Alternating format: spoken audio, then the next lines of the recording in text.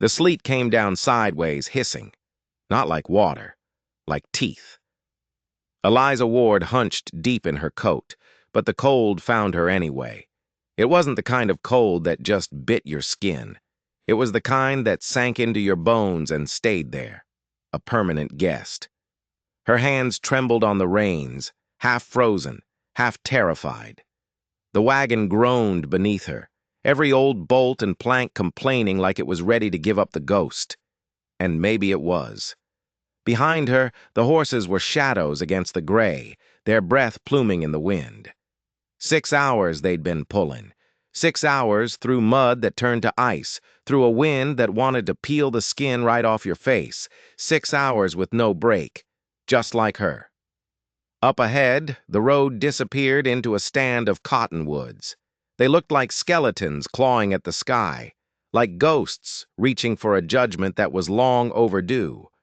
She didn't need her father's voice in her head to know something was wrong, but it came anyway, a whisper on the wind. Read the land, girl, the wind don't lie. She felt it, a pressure in the air. The quiet wasn't peaceful, it was holding its breath, waiting.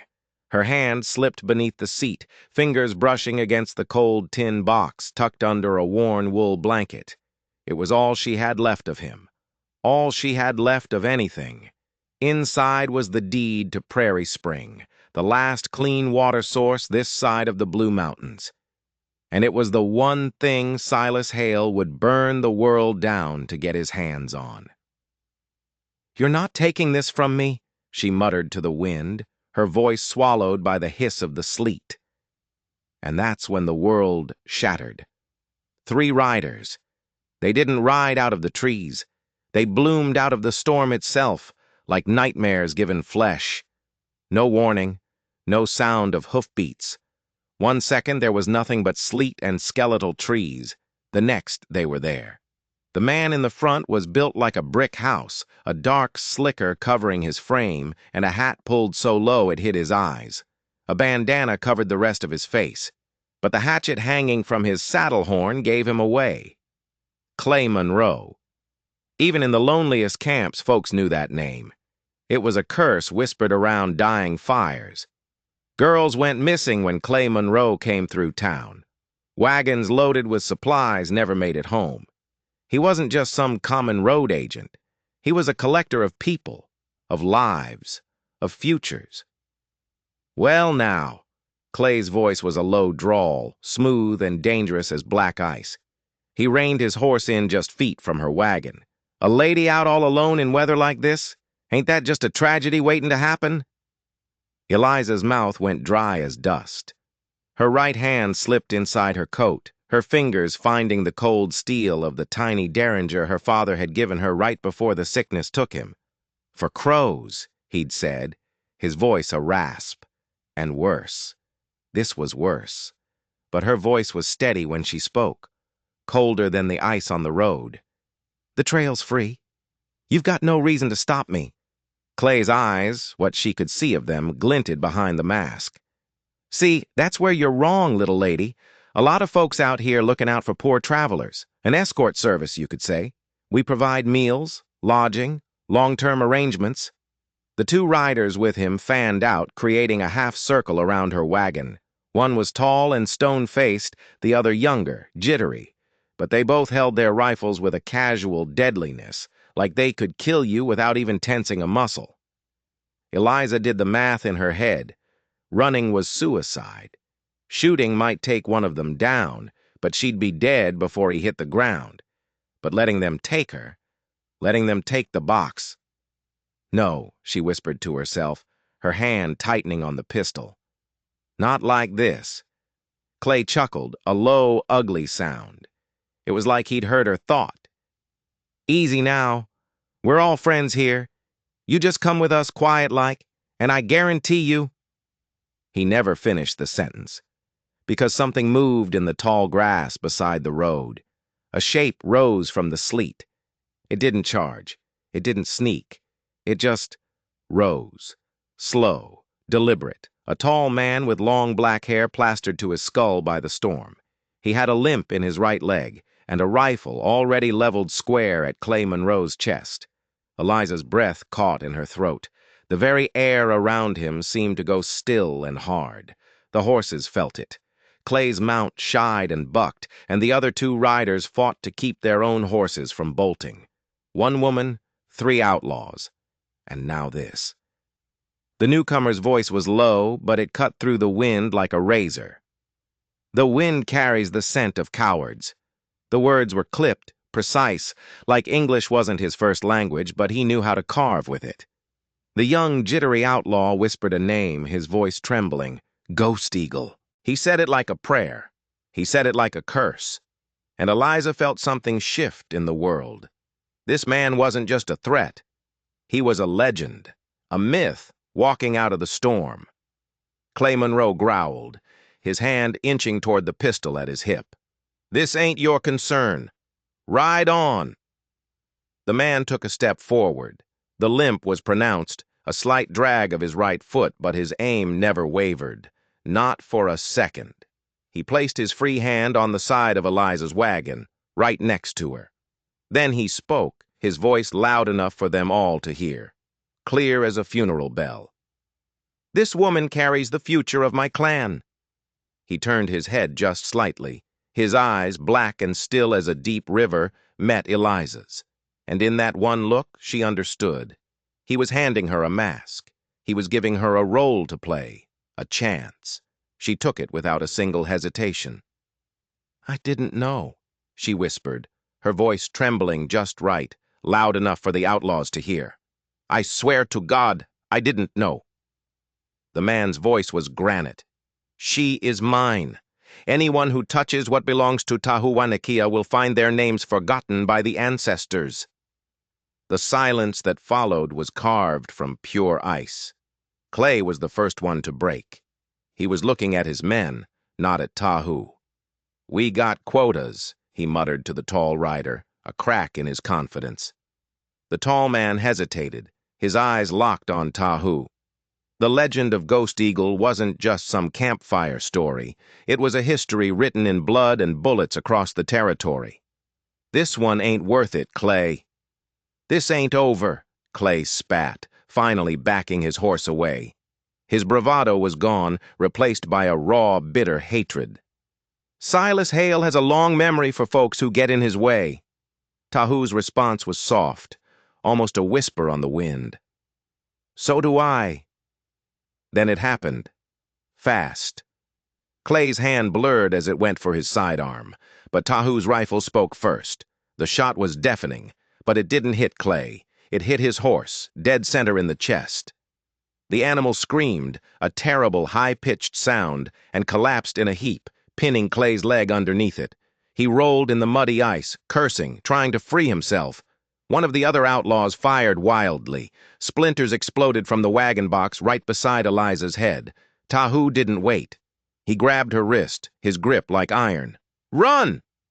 They plunged into the cottonwoods as gunfire cracked behind them. The ground was slick, treacherous. The wind howled, whipping her hair across her face. Tahu didn't slow down, not even with his limp. He pulled her along, his knowledge of the terrain her only guide. He led her through a thicket, over a shallow gully, and straight into a frozen stream. The water was so cold it felt like broken glass. It bit at her legs, stealing her breath. Keep your head low, he said, his voice ragged. Let the water hide your scent. They scrambled for cover beneath an overhanging bank, pressing themselves against the slick, dark roots and the damp earth. The river roared past them, a loud, angry warning. Above them they heard hoofbeats pounding the frozen ground, shouted voices, angry and frustrated. Eliza held her breath until her lungs burned. Then, finally, silence. They waited. 5 minutes, 10, an eternity. Finally, Tahu looked at her. His face was grim in the gray light. You were about to die, he said. It wasn't a question. She just nodded, shivering. And you stopped it. He shook his head slowly. No, I delayed it. Those men will be back, and they'll bring more. She stared at him, the cold forgotten for a moment. Why? Why did you help me? He looked away, his eyes on the rushing water. Because your father, Joseph Ward, tried to do what was right. He paused. Then his gaze met hers again, and there was an ancient pain in his eyes. And because the spring he died protecting is the one Silas Hale now steals to fuel his mine. The pieces didn't just snap into place. They slammed together. "And you?" she asked, her voice barely a whisper. "What did he take from you?" Tahu's jaw tightened. "My sister," he said, his voice flat and dead. "She laughed like wind chimes in the trees. They took her from our camp. Said she was needed for work at the mine. I tracked her for weeks. I found her bones in a ditch 10 miles from here." They stood there, water streaming from their clothes, chilled to the marrow of their bones, but alive. Eliza clutched the tin box to her chest, the cold metal a stark reminder of what was at stake. "Then we have the same enemy," she said. Tahu's eyes met hers again, and this time there was no mask, just a cold, hard fire. "No," he said. "You want your land back. I want their names carved in ash. But for now, our paths run together." As the wind shifted, a new scent rose from the north.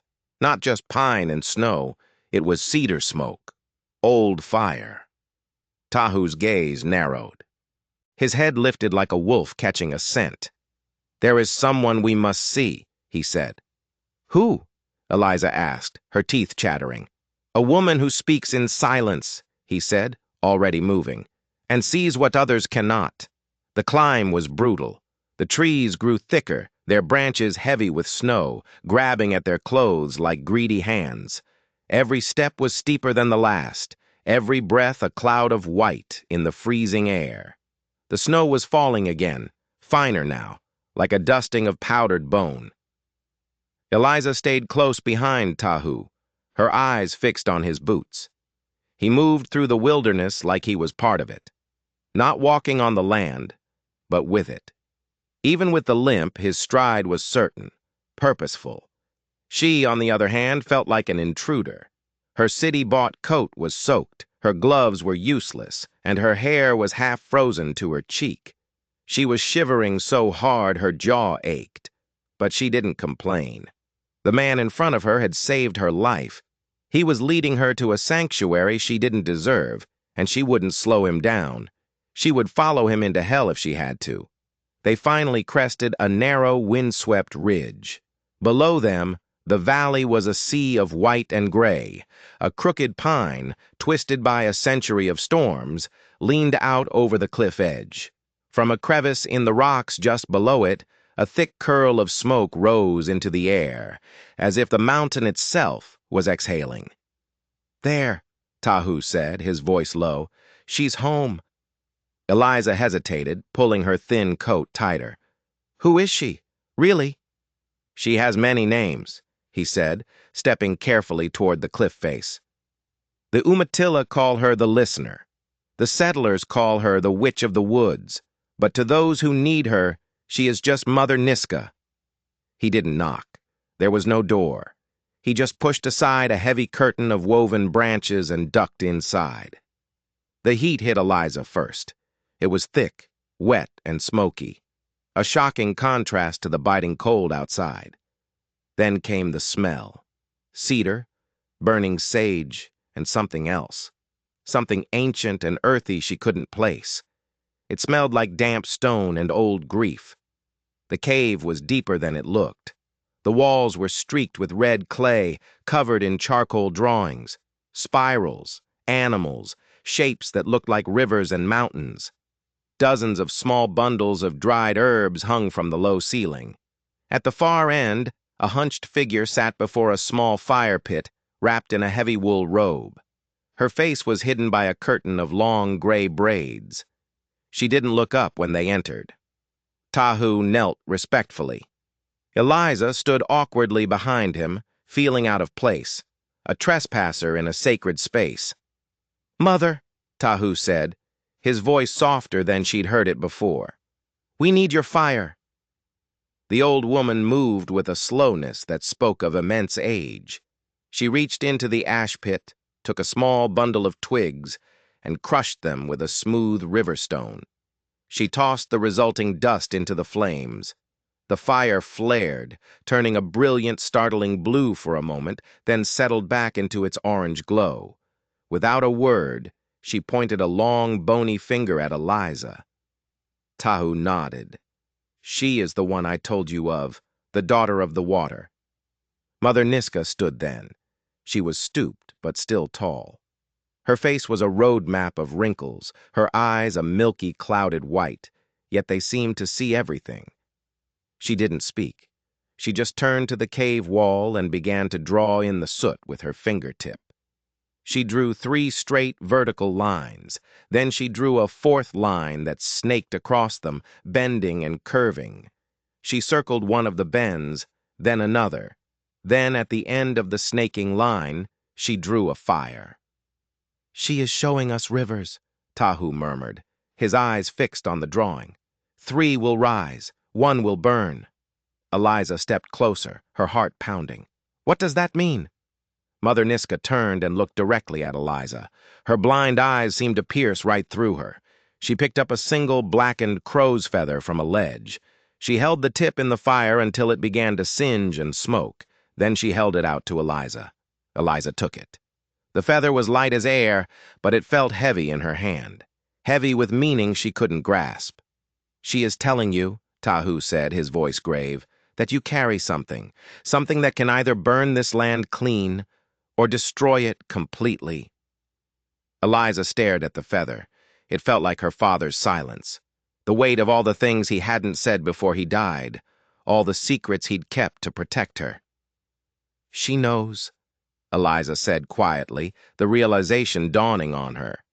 "She knows I didn't just come out here to protect what's mine." Tahu glanced at her, a question in his eyes. "You didn't?"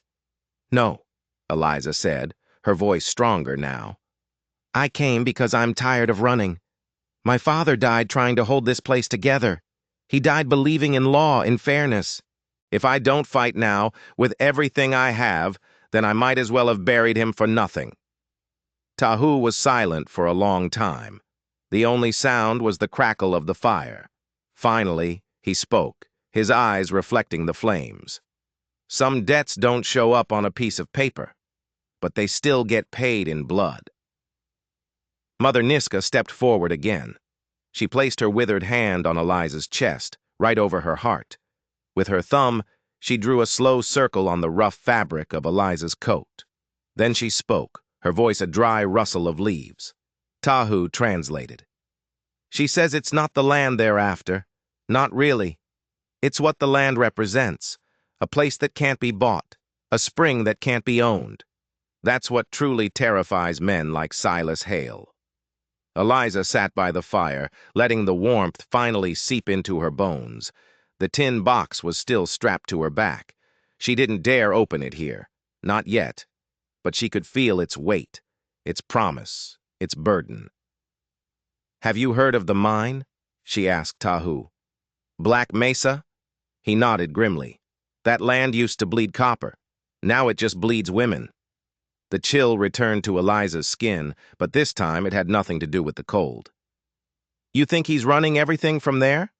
"I know he is," Tahu said. "I tracked my sister's trail right to its gates. They wouldn't let me in. Said it was private company business. The next week I found her body." He looked away. "She was 14. Eliza's breath hitched. "I'm sorry," she said. The words felt small, useless. "That's not enough, but I am." "No," he said, his voice rough. "But it's more than most people say." Suddenly, a sharp, piercing whistle cut through the quiet of the cave. Tahu was on his feet in an instant, his rifle in his hands. "It's Newt," he said. "My cousin." Mother Niska was already dousing the fire, scooping water onto the flames with a ladle. Darkness rushed in, thick and absolute. Tahu slipped out of the cave first. Eliza was right behind him. At the tree line, a man stood waiting. He was younger than Tahu, but broader, built like a bear. His hair was in 2 tight braids and a longbow was slung across his back. His face was a thundercloud. "You're being hunted," Newt said, his voice flat and blunt. I saw 3 riders circling down by the ice trail. One of them was Clay Monroe. He didn't take the hint, Eliza said bitterly. No, Newt said, his eyes hard as he looked at her. He brought more. We have to move, Tahu said. Tonight. Where? Eliza asked, her mind racing. Tahu looked down into the valley, toward the distant glimmering lights of a small town nestled in the snow. Wallowa Fork, he said. There's a woman there. She knows things the law chooses to forget. Who is she? Miriam Hale. She's the school teacher. No one ever suspects the school teacher. Eliza froze. Hale? As in Silas Hale? Yes, Tahu said, his expression unreadable. The devil's own daughter, but she is nothing like him. As they prepared to leave, Mother Niska stepped out into the night. She pressed a small bundle wrapped in doe skin into Eliza's hands. Inside was a single hand-dipped candle, a tiny bottle of dark oil, and another charcoal drawing. A bird rising from a fire, its wing tattered but still reaching for the sky. She says you will need this, Tahu translated, when the flame inside you begins to dim. They disappeared into the falling snow. Newt took the lead. Tahu walked beside Eliza, his limp more pronounced now, but his presence a steady anchor in the storm. What happens if we get caught? She asked, her voice low. Tahu looked straight ahead into the darkness. We won't. He paused. But if we do? He didn't have to finish. The wind picked up again, swirling through the trees. It sounded like it was whispering a name. Wallowa Fork, their next battleground. The town of Wallowa Fork looked like a fresh wound in the snow. It rose from the morning mist, small and gray, fenced in by dark pines. It was too quiet for a town waking up. Smoke curled from a few chimneys, a lazy, tired signal of life. But no dogs were barking, no children were playing. It wasn't a dead town, Eliza thought. It was a town holding its breath, a place that had learned to fear the sound of its own footsteps. She pulled the scarf tighter around her face, the rough wool scratching her chin. She walked beside Tahu, with Newt trailing behind them like a silent, watchful shadow. They hadn't slept. The trek down from the mountain had stolen the night, but the dawn brought no relief. It only brought exposure. Tahu led them through the deserted streets, past windows with drawn curtains. He stopped at the back of the general store and led them into a narrow, dark alley. An old iron bell hung from a wooden beam. He tapped it once, a light, almost inaudible sound. They waited. Footsteps shuffled inside. A bolt slid back. The door cracked open and a pair of eyes peered out. They were sharp, gray, and filled with a caution that bordered on fear. Miriam, Tahu said softly. It's us. The door swung wider and Miriam Hale ushered them inside. She was taller than Eliza expected, maybe in her mid-30s, with streaks of premature silver in her dark blonde hair. She wore a plain wool dress, but she carried herself with the quiet authority of a teacher. Her expression was calm, practiced, and deeply tired. You came later than I expected, she said, her voice as gray as her eyes. There were complications, Tahu said, glancing at Eliza. Miriam's gaze shifted. She studied Eliza for a long moment, her eyes missing nothing. This is her? Eliza stepped forward, pushing her hood back. Eliza Ward. My father was Joseph Ward. I know who your father was, Miriam said, and her tone softened, just a fraction. He tried to stop this before anyone else dared to even whisper about it. She motioned them into a back room. It smelled of ink, old paper, and wood smoke. Chalkboards leaned against one wall, and a large, hand-drawn map of the valley was unrolled across a desk. We can't stay long, Tahu said. Clay Monroe is hunting us. Miriam nodded, her face grim. He's here. I saw him ride in just before dawn. He's probably checking in with Deputy Rock. That name made Eliza's stomach clench. Deputy Rock. Her father used to say Rock had two kinds of justice in his holster, one for Silas Hale's friends and one for everyone else. Miriam moved to the window, pulling the curtain aside with one finger. "You can tell who owns a town by how the people walk," she said quietly. Eliza joined her. The street was nearly empty. A man hauled crates into the post office, his eyes fixed on the ground. Another swept snow from his porch with frantic, hurried motions, as if the snow itself were an act of defiance. "You think Hale is watching everything?" Eliza asked. "No," Miriam said, letting the curtain fall. "He doesn't have to. Fear does the watching for him." She turned back to them, her expression all business. "What do you need?" Tahu looked at Eliza. She opened her satchel, pulled out the cold tin box, and set it carefully on the desk. The lock had been pried at so many times it was scarred and misshapen. Inside lay the deed to Prairie Spring, the official water rights, the original map survey, and a letter from the Territorial Land Office, signed and sealed 3 years ago. "This land," Eliza said, her voice low but firm, "is mine. My father paid for it, he protected it, and he used every last dollar he had to keep that spring clean. Silas Hale wants it for his mine, for Black Mesa." Miriam picked up the papers, her touch surprisingly gentle. She read them quickly, her eyes flying across the pages. "They'll say this is a forgery," she said finally. "Or they'll claim your father owed debts he never paid. Deputy Rock has already shut down the courthouse. Pending review, he calls it. The judge, conveniently, is away on a hunting trip." "So what do we do?" Eliza asked, a knot of frustration tightening in her chest. "Wait for justice to come back from vacation?" "No," Miriam said, her eyes flashing with a sudden fire. "We make the truth undeniable. We find more. Anything that proves this mine is built on a foundation of theft. Water theft, land fraud, anything." She paused, her gaze intense. "Or you burn something down and hope the flames draw the right kind of attention." Eliza's jaw clenched. She was done waiting. She was done hiding. "Maybe both," she said. A sudden knock on the door made them all jump. 3 short, sharp taps. Tahu drew his knife in a single fluid motion. Newt moved to the door, silent as a cat. "It's me," came a man's voice, low and urgent. "Rory, let me in." Newt opened the door just enough to yank the man inside by his collar. He stumbled forward, a leather satchel clutched in his hand. He smelled of pine sap and printing ink. His face was chapped raw by the wind and his boots were caked with frozen mud. He looked around the room, his eyes wide as he took in Tahu, Newt, and Eliza with her documents spread on the table. "So it's true," he breathed.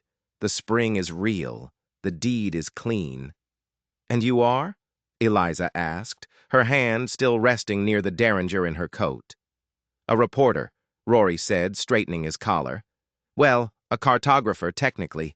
Officially, I'm here to sketch the timberline for a new railroad prospect. Unofficially, I'm here to ruin Silas Hale." Tahu crossed his arms, unimpressed. "You're gonna need a bigger pencil." Rory managed a weak grin. "I've got names," he said, tapping his satchel. "Shipping manifests. I even have testimony from 2 girls who managed to escape Black Mesa. If we stack what I have on top of what you're holding—" He looked from the deed to Eliza. "We might just build a fire big enough to burn Hale's entire operation to the ground." Miriam folded her arms. "You think printing a story will change anything out here?" "I think silence hasn't," Rory shot back. No one argued with that. But before the tension could settle, Newt, who had moved back to the window, muttered a low curse. "Eliza," he said, his voice grim. "You'd better see this." She rushed to his side. Out on the street, 3 men on horseback were talking to the clerk from the general store. The man in the middle wore a wide black hat. Even from this distance, she recognized the confident, cruel posture. "Clay Monroe," she whispered. He's asking about you, Newt said. Describing you. If he sees the wagon, Eliza started. He won't, Tahu cut in. Newt stashed it in the old orchard. But we're out of time. Miriam moved quickly. She unlocked a drawer in her desk and pulled out a folded map and a ring of keys. This is everything I've managed to copy from the county records, she said, handing the bundle to Rory. Proof of land fraud, bribery, forged signatures. She then looked at Eliza. Including your father's supposed debt note. Forged? Eliza asked. I found the original ledger. The debt was never filed. They're using a ghost debt to steal your land. Rory took the papers, his eyes wide with a reporter's hunger. This is enough. Not yet, Miriam said. You still need to get inside the mine. You need to see where the water really goes. You need to show people what he's doing to them. Tahu nodded. Then we go to Black Mesa. No, Eliza said, her voice sharp with sudden certainty. Everyone turned to look at her. Not yet. We hit them where it hurts first. We hit the flume. Rory's eyes lit up. If we stop the water, we stop the machine, we starve the beast. And you draw every eye in the territory to what they've been hiding, Miriam finished.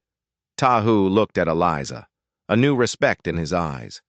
You're sure you're ready for this? Eliza met his gaze, her own resolve hard as steel.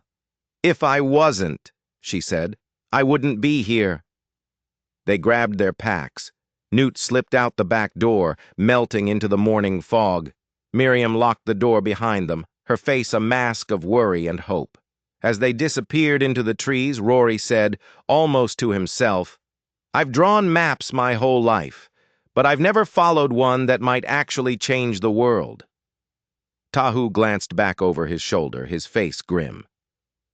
This one might just change who survives it.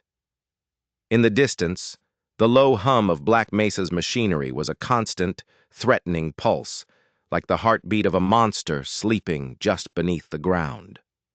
The campfire was a small, defiant circle of warmth in the hollow. Its flames flickered low, muted by the cold wind that swept down from the high ridgeline. Tahu sat beside it, sharpening his knife with slow, rhythmic strokes of a whetstone. The sound was hypnotic, dangerous. Eliza watched him, her hands wrapped around a tin cup of coffee that had gone cold long before her thoughts had. They had reached Tahu's winter camp, an old Nez Perce outpost tucked so deep in the folds of the mountain that most maps pretended this land was empty. It was a place meant to survive, not to be seen. A circle of low canvas shelters and timber frames, quiet and careful. A place of peace. But peace was a luxury they couldn't afford. Newt stalked back into the firelight, his face dark with a simmering anger. He dropped a rolled canvas map at Eliza's feet. Your map, he said, his voice dripping with scorn.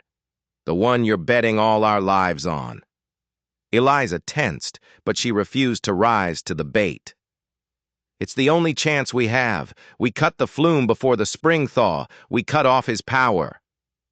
Or it's the excuse Silas Hale needs to kill the rest of us, Newt snapped, his voice rising.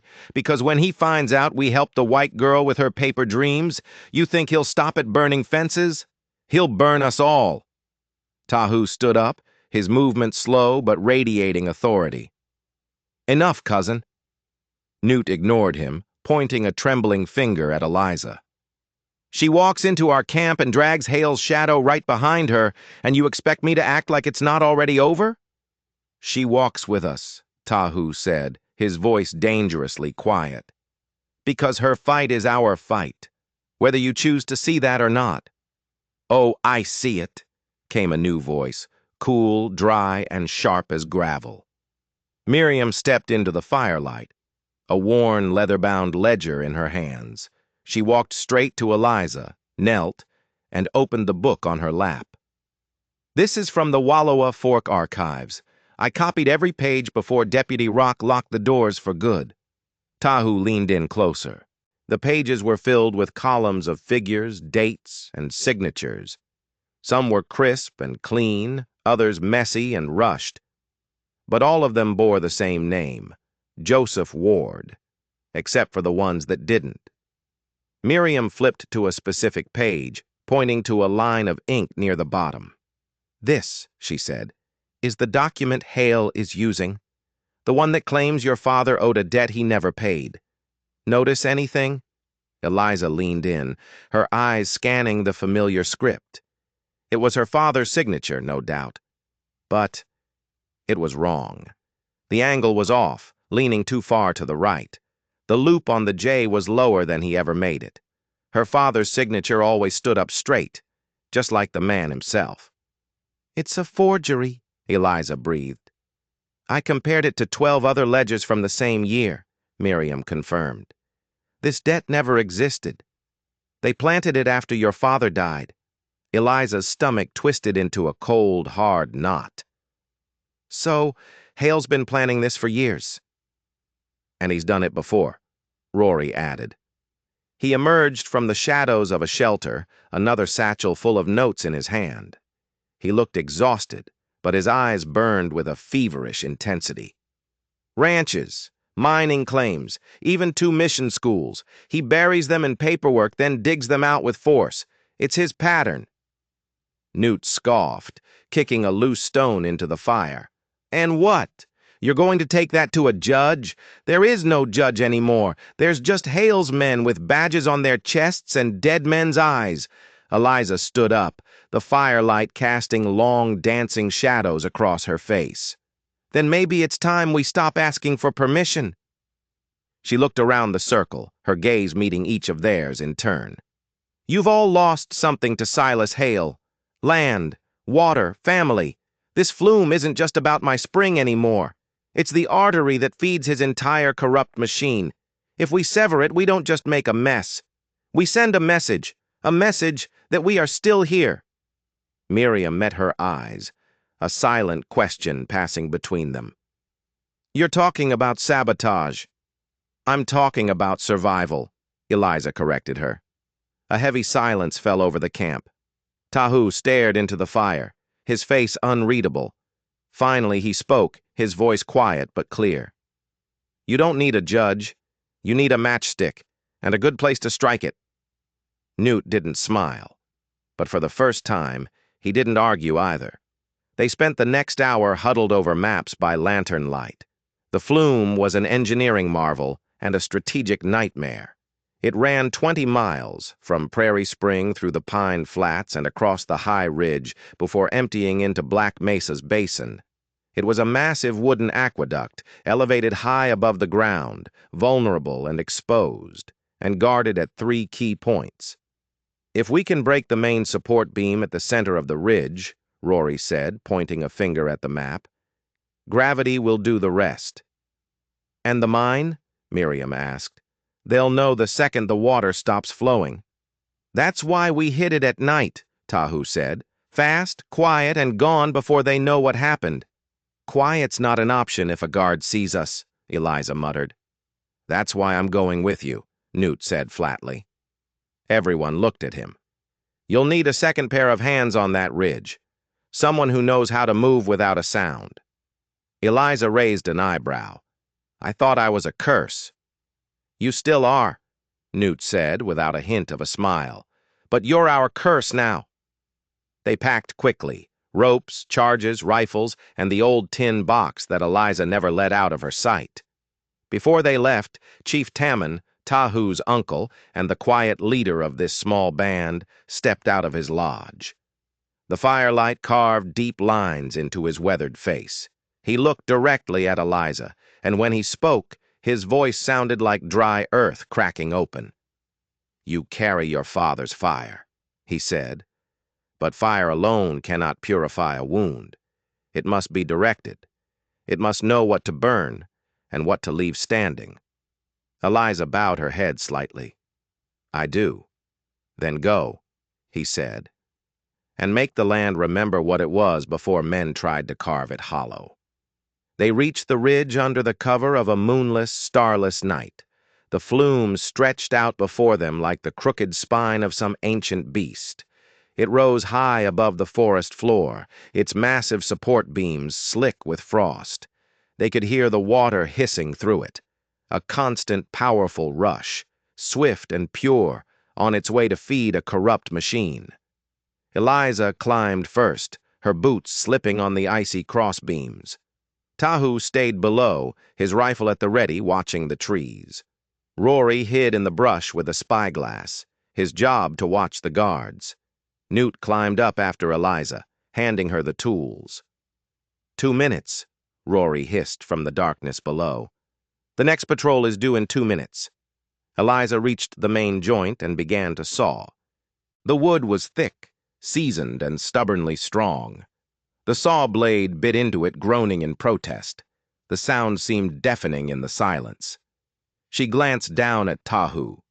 He was perfectly still, a statue carved from the night. Then, from far off, a noise. A whistle, not a bird, not the wind. Rory's voice was a sharp, panicked whisper. "They're coming! They're early!" Eliza gritted her teeth, putting all her weight into the saw. The wood moaned, her muscles screamed. Sweat and melted frost ran into her eyes. The saw bit deeper. Then, with a deafening crack, the beam split. The flume twisted with a roar like a dying animal. It buckled, collapsed inward, and then shattered. Water exploded sideways, a massive silver arc gushing into the pines below. The current was wild, free, carving a new violent path down the mountainside, back towards its rightful riverbed. The mine would be dry within the hour. A cheer broke out from Rory below, but it died in his throat, because gunfire snapped through the trees. Tahu shoved Rory to the ground as a bullet whizzed past his head. Newt returned fire from the top of the broken structure, ducking behind a massive splintered beam. Eliza slid down the wreckage, landing hard on her side. Her hands were raw, her face streaked with sweat and grime. She scrambled to her feet, turning to run, and then she froze. Across the clearing, illuminated by the guards' lanterns, was a man tied to a post. His face was bloodied, his shirt torn. Walter Pike, a rancher from the valley, her father's friend.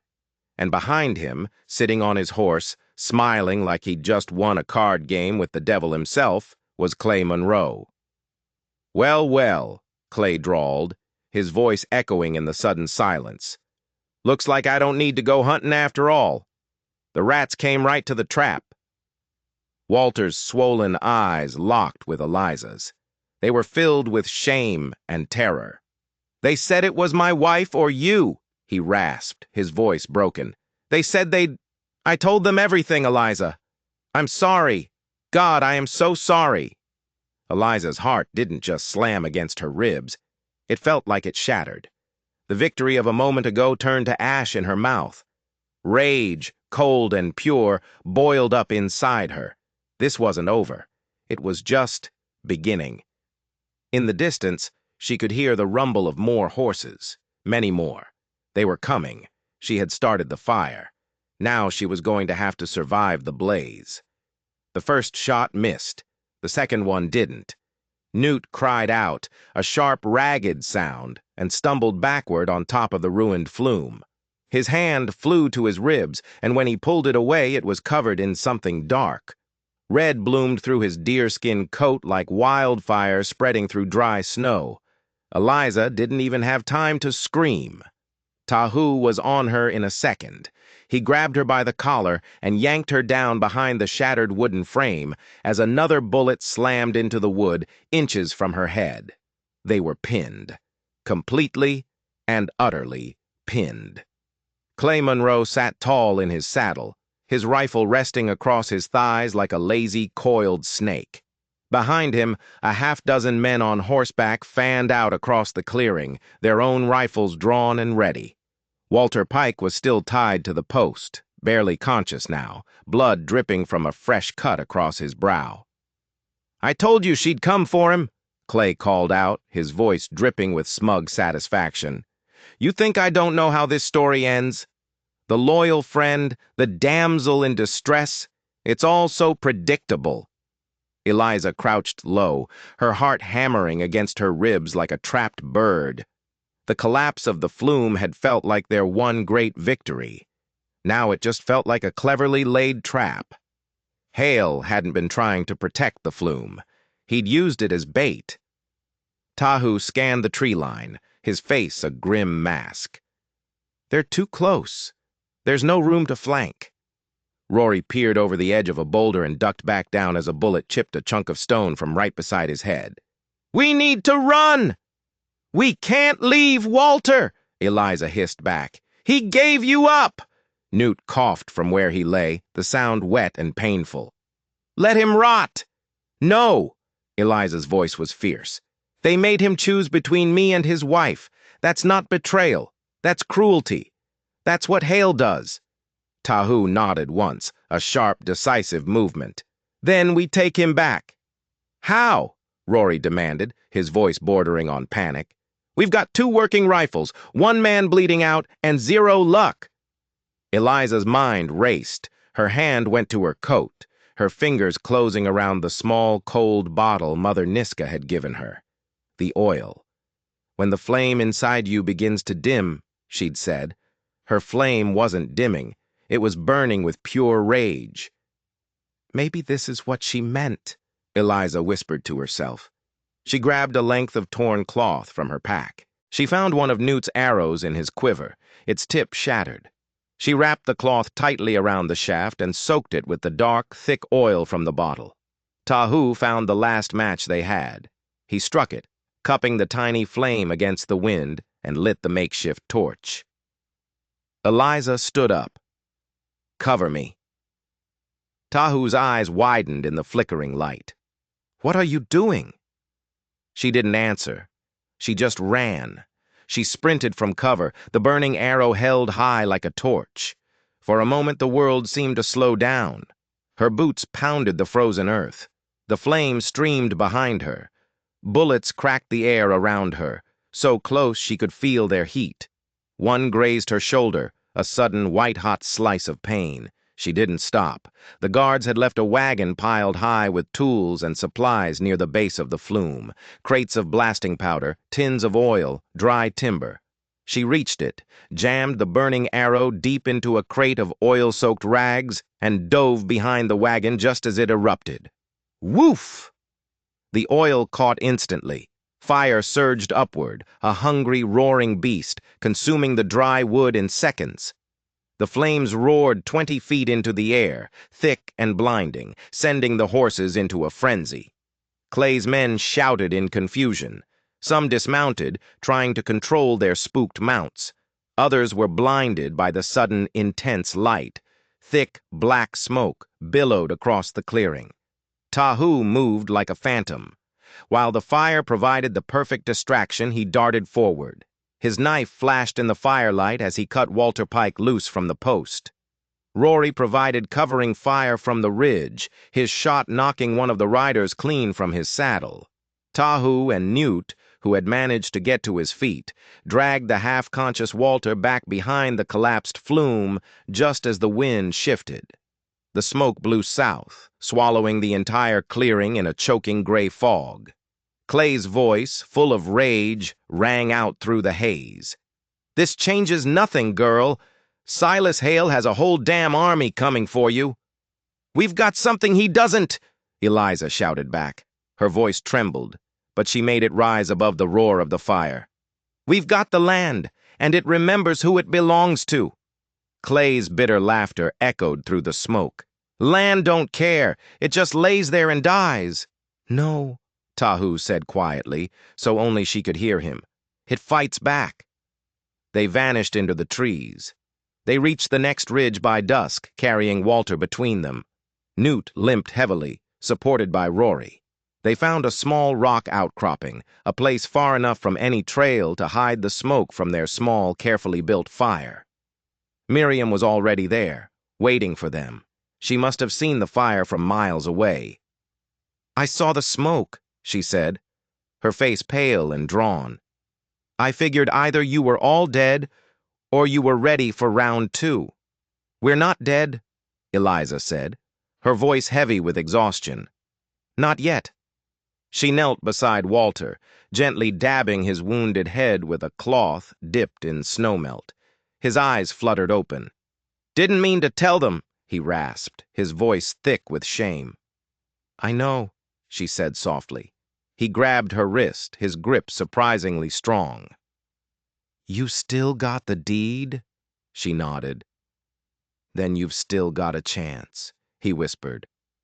Don't you waste it on me. Eliza looked over at Tahu. He sat a little apart from the group, staring out into the darkening trees. She went to him.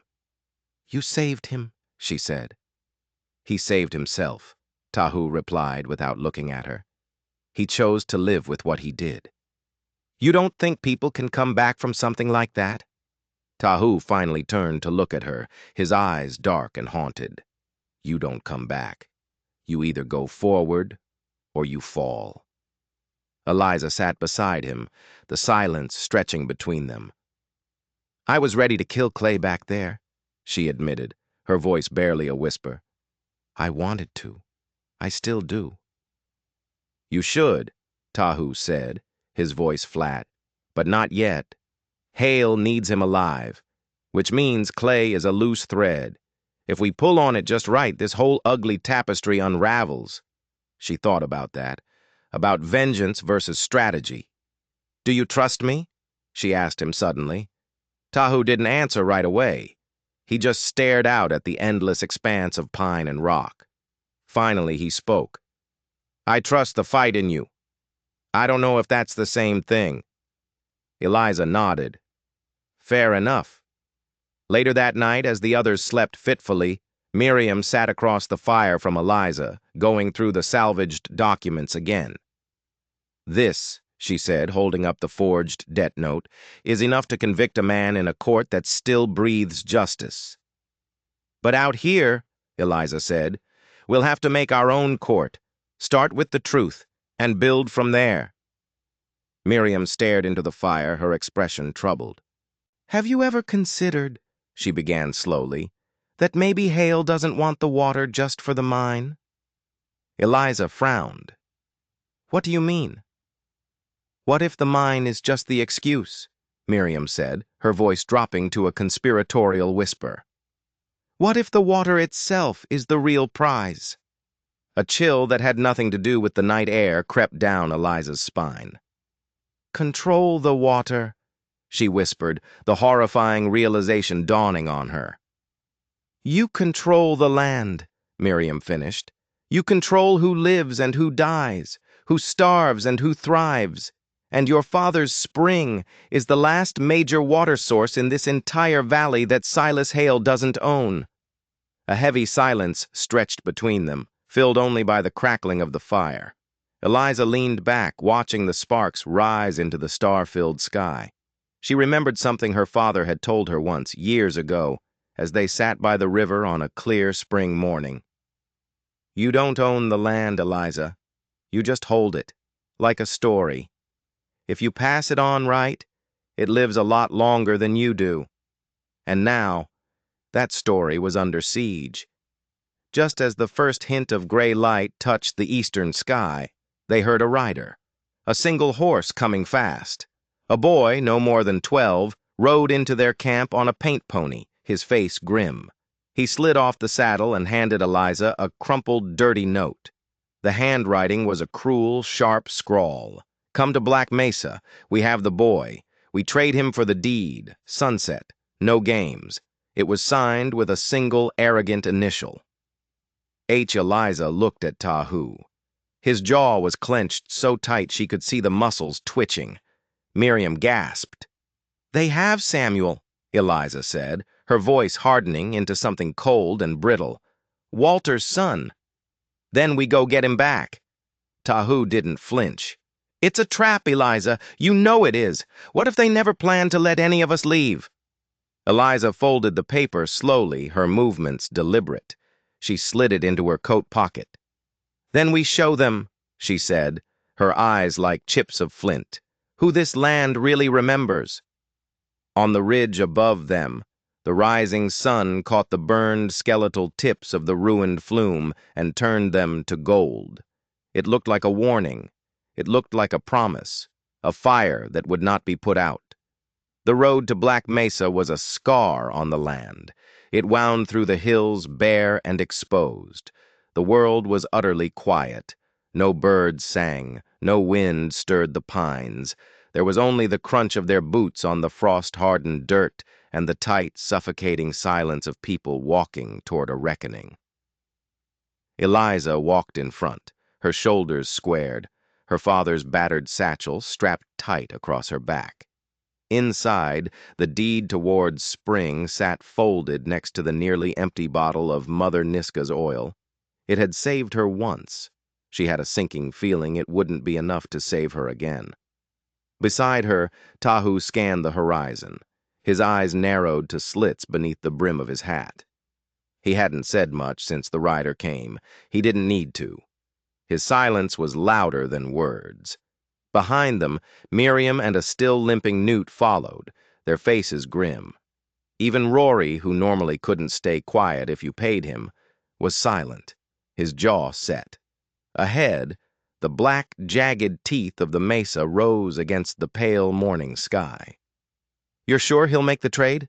Miriam asked, her voice a low murmur. "No," Eliza said without looking at her. "But he left us no choice."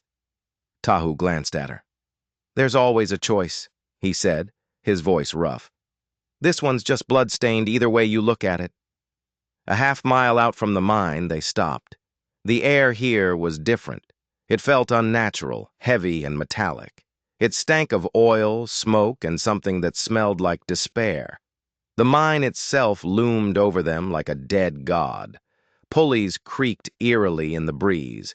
Heavy chains hung slack and useless. There were no workers. The place was a ghost town, too quiet.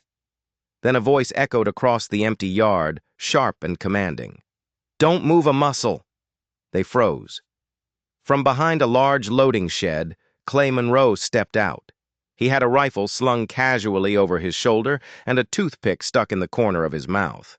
He waved at them lazily, as if he were greeting old friends at a Sunday social.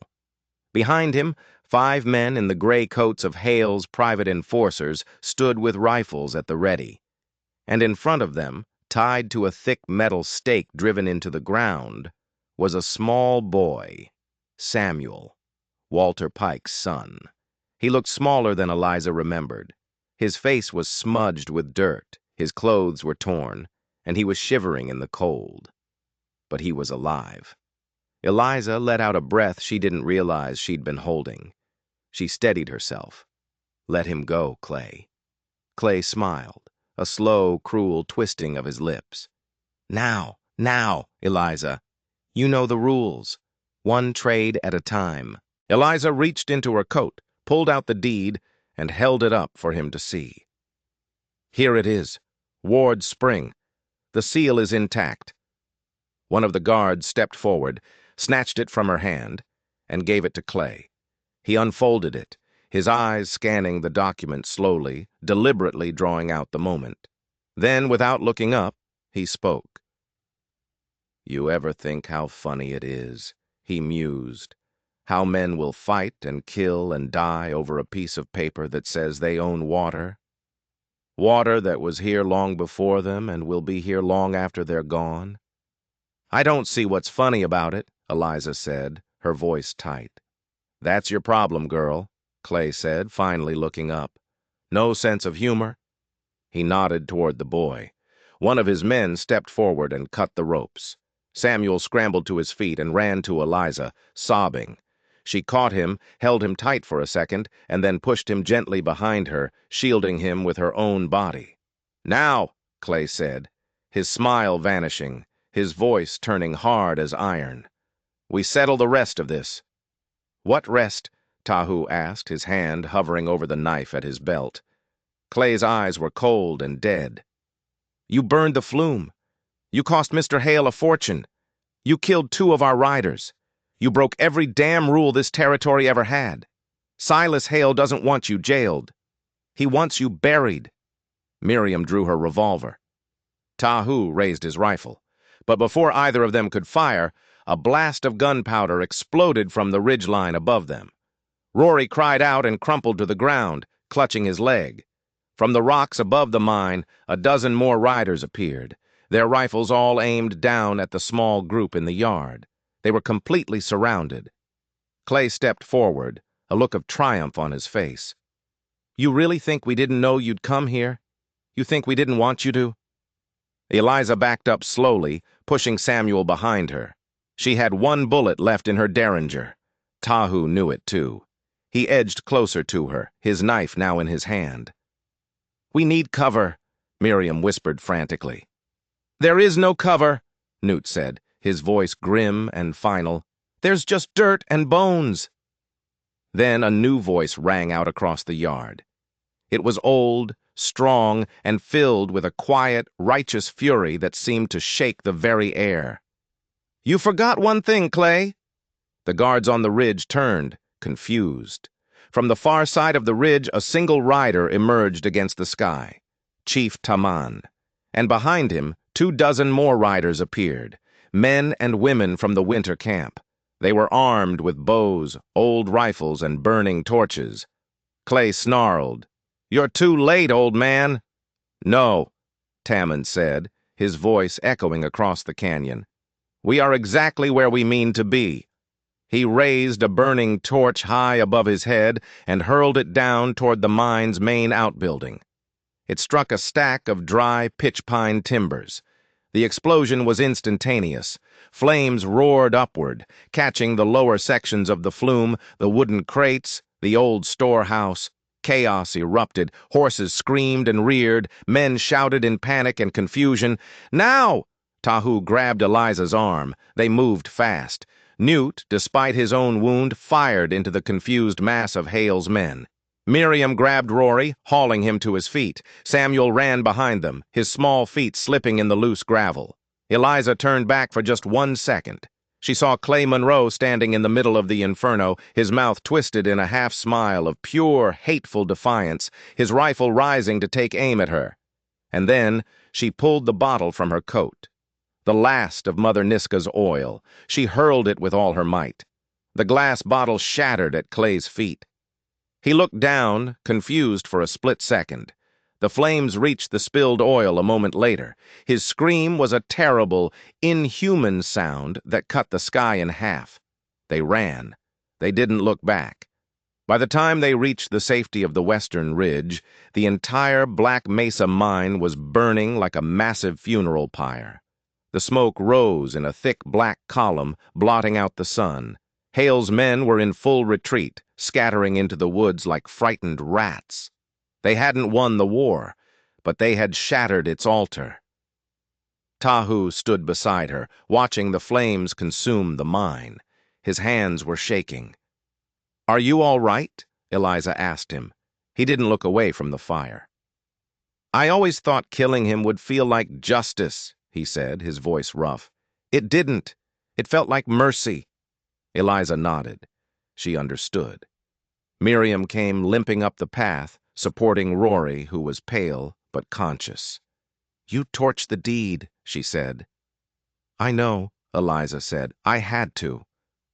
"You could have kept it," Miriam said. "Used it to claim the land after all this." "No," Eliza said quietly. "You made the right call." Samuel sat by a small fire they'd built, wrapped in Tahu's coat, eating a piece of bread Newt had given him. His face was hollow with shock, but he was safe. Newt returned from a scouting trip into the woods, his rifle slung low. "They'll be back," he said bluntly. "Maybe not tomorrow. But Silas Hale still has money, and he still has friends in high places." "I know," Eliza said. Miriam raised an eyebrow. "So what now?" Eliza turned and looked at the valley below, watching the embers from the distant fire fall like burning snow. "We rebuild the flume," she said. Everyone stared at her as if she were crazy. "But not for the mine," she added, a small smile touching her lips for the first time in what felt like a lifetime. "For the valley, for the land." Tahu's own lips curved into the barest hint of a smile. "You want to give the water back." "It was never ours to keep," she said. She knelt beside Samuel, gently brushing the dirt from his cheek. Then she looked at the others, her friends, her allies. her family. We do it different this time. No lies, no theft, no silence. We build something that can't be stolen. Chief Tamman stepped forward, resting a heavy, gentle hand on her shoulder. "You are your father's fire," he said. "No," Eliza whispered, looking at the free-flowing water in the distance. "I'm his river." And rivers, she knew now, didn't break. They just carved a new path. In the distance, thunder rolled. Real thunder this time. A storm was coming, and with it, the promise of renewal. If you enjoyed this story, don't forget to subscribe.